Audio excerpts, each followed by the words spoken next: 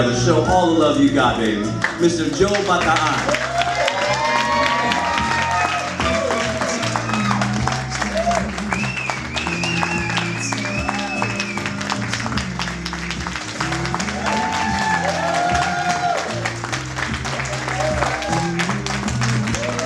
Thank you. I'd just like to say that my father would have been very proud of me today. He was from Manila, and I have very few stories about my upbringing in East Harlem and growing up in a Filipino background. You see, there was only 10 of us in the whole city back in the 40s. And of course, I didn't know what I was.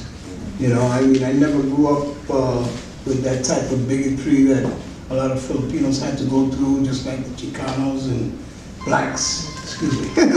That's be my kids. They won't be home.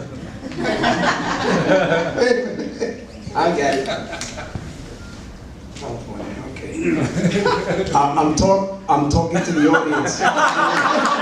You're gonna have to call me back. They're all looking at me. Okay, right. I'm sorry. But as I was saying, growing up in East Harlem was a magical experience. And what I'm really trying to project to you is that I was that youngster that was crying in the wilderness. As you can see, this Filipino could talk a lot. And I didn't know my identity. You know, having grown up in a Latino neighborhood, I had to learn how to speak Spanish. And of course, I just fitted in. So everybody took it for granted that I was Puerto Rican. Eventually, I started playing Spanish music. Of course, before that, long before that, all of our heroes were Anglos. Patti Page, Frank Sinatra, Tony Bennett. We had no heroes.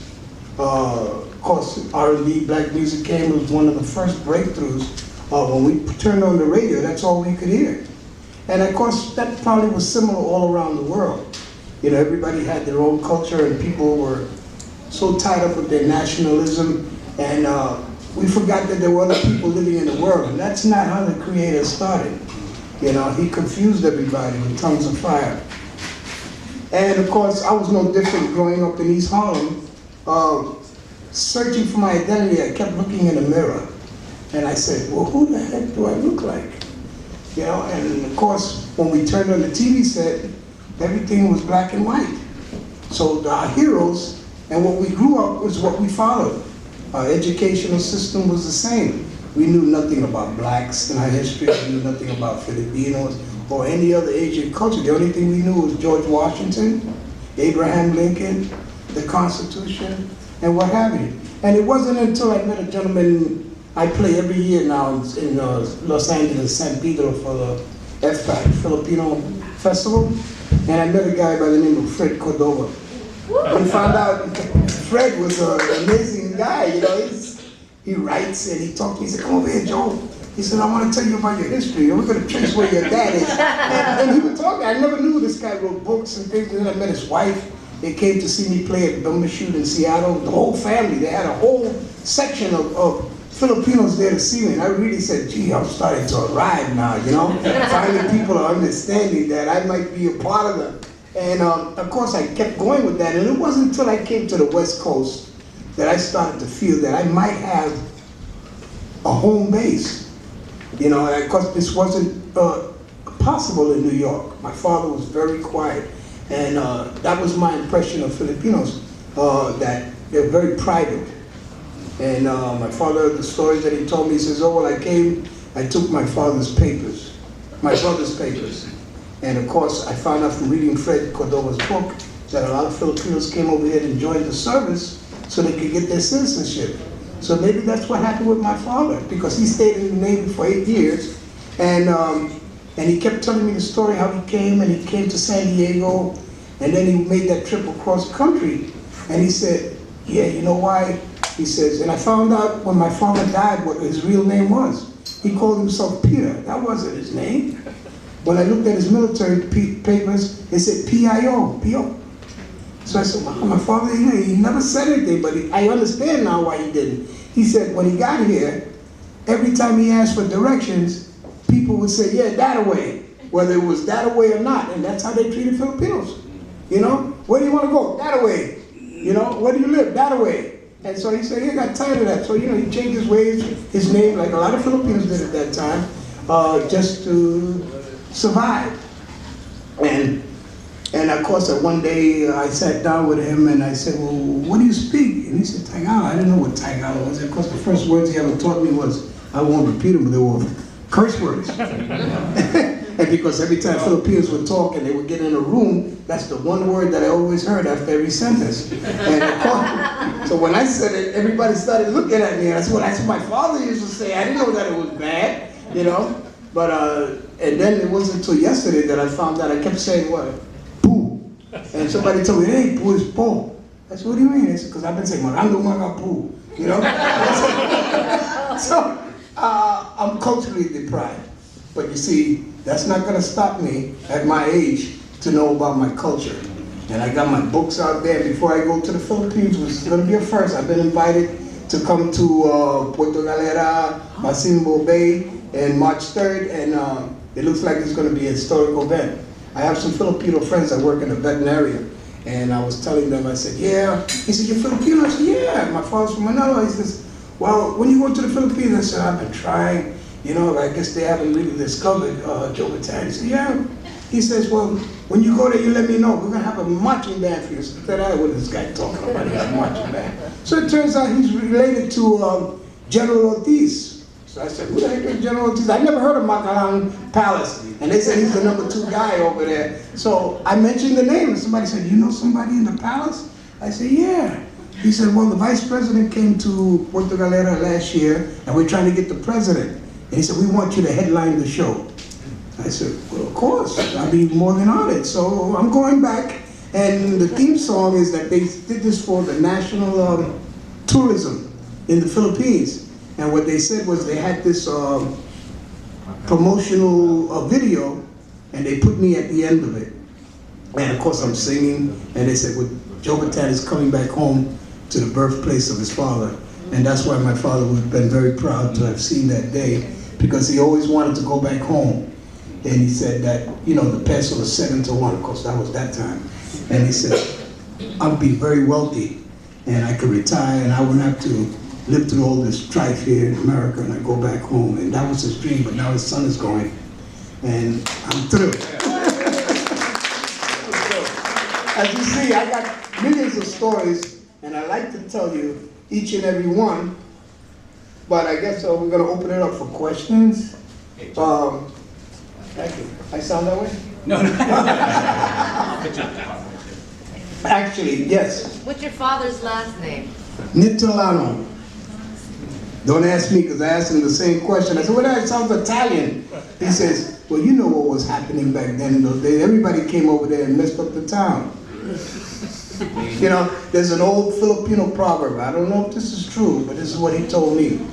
He said, when God first made man, he baked the first one, and when he removed it from the oven, it was overdone. So then he tried again. He placed the next person in, and he took him out too soon. It became light. So lo and behold, when he put out the third one, came a beautiful brown Filipina. And that was the proverb.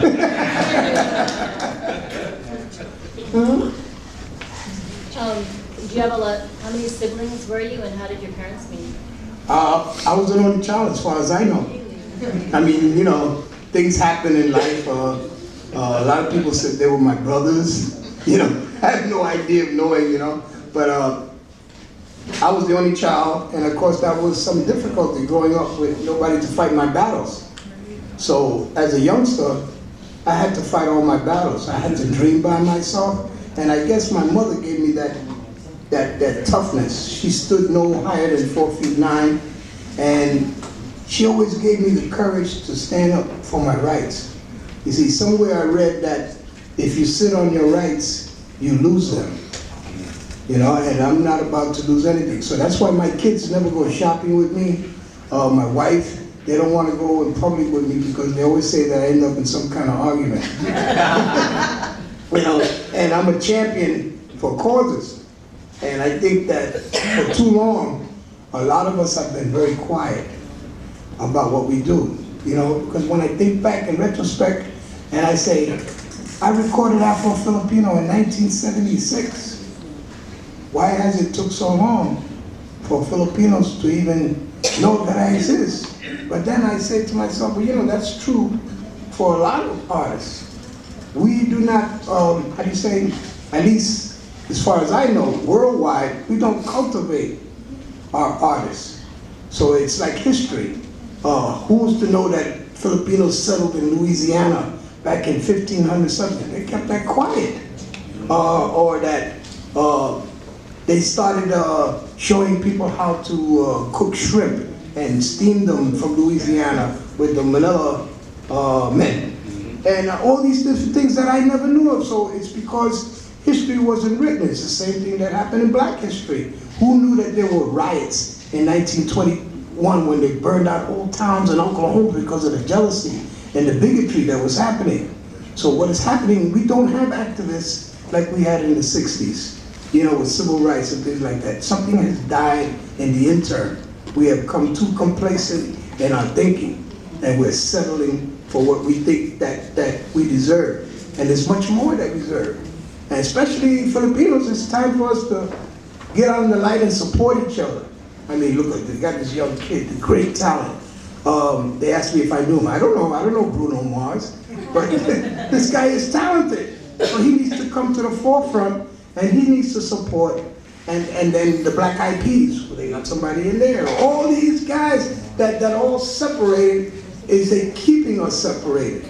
They're not putting this vault of talent around the world. Filipinos got a lot of talent. I mean, the first one that I ever heard that was any prominence was one that had my name. And his name, I don't know if anybody knows, but I'm surprised the Filipinos don't know about Larry Bataan. He was the featherweight champion of the world, boxing champion before Manny. And no one knew about it. So I'm sure there's thousands of other stories like that we haven't written about. And I guess that's what we're at fault about, is that we're not writing the stories. And it's going to be the same thing true for Joe Bataan. You know, unless somebody writes about me, or says somebody, or we don't spread the word about what I'm trying to do, or what the other next fellow's trying to do, I'm just going to die in the midst. You handful will know, but nobody else will know. So then the legacy dies, and so does history. You see? But in order for us to put our mark on history, like every other nationalistic group that has come to this country, we have to write about it, and we have to support. Now, people might think, well, he came over here, he's going to make a few dollars in Yoshi's, and he's going to go home. To your surprise, it's not an accident that I'm here. The Lord sent me here. That's right. Amen. You see, and I believe this wholeheartedly because I was dead 3 times already in my life. Just recently, I had a heart attack. And after working out, I got 2 stents in me. I'm in better shape now than I've ever been in my life because of the big boss. He said to me, your mission is not complete. He says, I've given you so much talent, and you've only used it for yourself all these years. He says, I want you to go out and tell people about me. Tell them what happened to you. I was watching Star Wars movie with my wife. Where's my wife? Over here. She doesn't like to tell a story. But I had just got paid. I worked for the Department of Juvenile Justice with troubled kids, the same place that I was locked up as a kid. And the movie had finished. I wanted to be the first one to see Star Wars. And I came out of the movies and I got in my car, and then I noticed something strange was happening to me. I started bleeding out of my mouth. And of course, you know when you get paid, I put my paycheck in my wallet and I had it in the back seat of the car. Now here it was, I was starting to lose consciousness, and I knew something was wrong. It wasn't like it was a few drops of blood. It was bolts of blood coming out of my mouth. And I was in dire need of assistance. My wife was in the back talking to my daughter, and I was trying to reach out to her to get her attention and tell her what was happening to me, and she couldn't understand it, and I started to choke her. I was choking her, trying to communicate because I couldn't talk. If anybody knows how you get when you have a diabetic attack, this is what happens to you. You lose consciousness, and then you start go. And I was going in